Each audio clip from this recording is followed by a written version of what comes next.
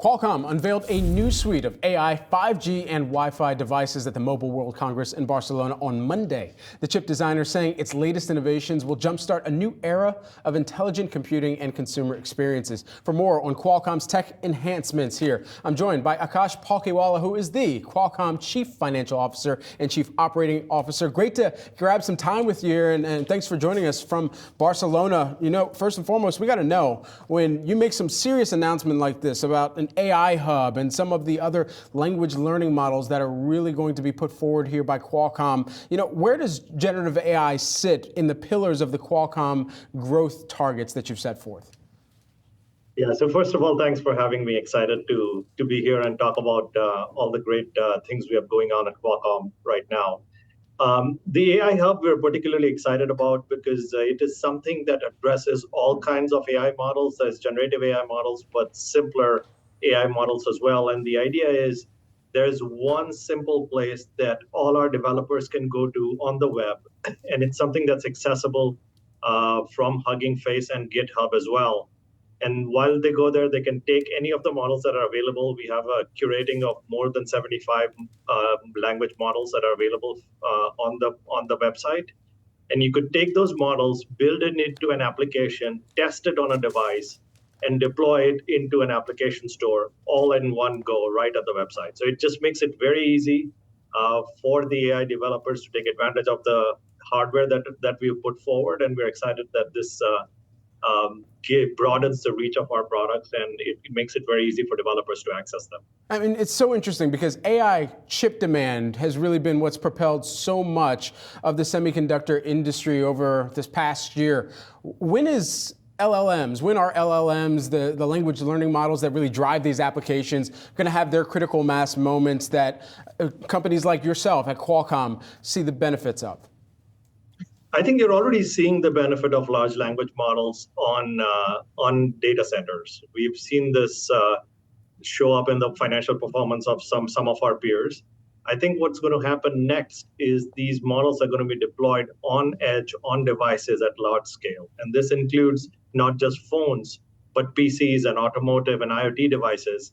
And that's a tremendous opportunity for Qualcomm. As these models get deployed in these devices, our chips will be at the forefront, making these deployments very easy for developers, for consumers, and bringing some incredible new use cases for the consumers to enjoy. Certainly. So from that mindset and perspective, does it feel like generative AI is really going to supercharge the next smartphone supercycle, perhaps? Yeah, absolutely. I think if you look at the smartphone market, what happens is every time there is a new technology that comes in, it drives an expansion in the market. And so generative AI, we're seeing tremendous traction across all the major OEMs. All the content companies are looking at how to take advantage of it. And there's several examples of use cases that the consumers, I think, are going to find extremely interesting. So we're excited about what it does to the phone market. We're excited about what it does to several other edge devices that Qualcomm participates in as well. And when you think about those devices, you mentioned phones. I mean, will all phones released this year or perhaps next year have some type of AI-enabled chip on them? And what does that pass-through as well mean for the revenue and the margins at Qualcomm?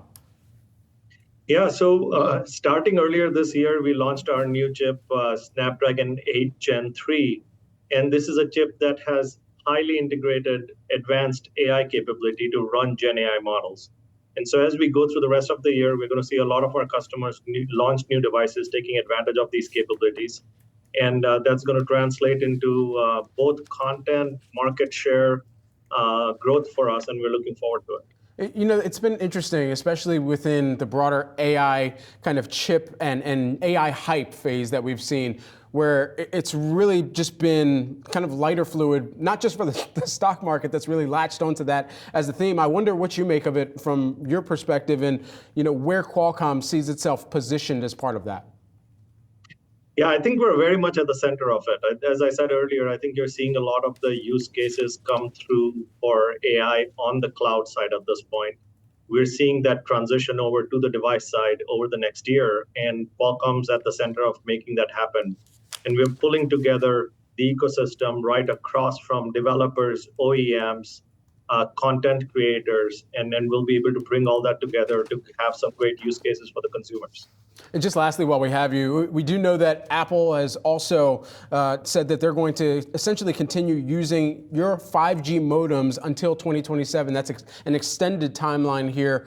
When you think about that and how that contributes to the bottom line, at least for that interim period of time here, how does that change perhaps the margin profile or even the revenue profile from your perspective?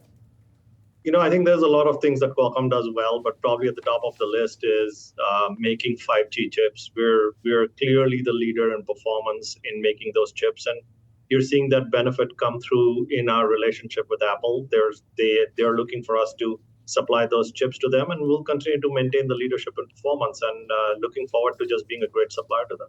All right, I had the great privilege of going to Barcelona for the first time last year. You're out there right now. Akash, Palkhiwala, thanks so much for taking some time from what I imagine is a great scene over at Mobile World Congress. Thanks so much. Qualcomm Chief Financial Officer and Chief Operating Officer.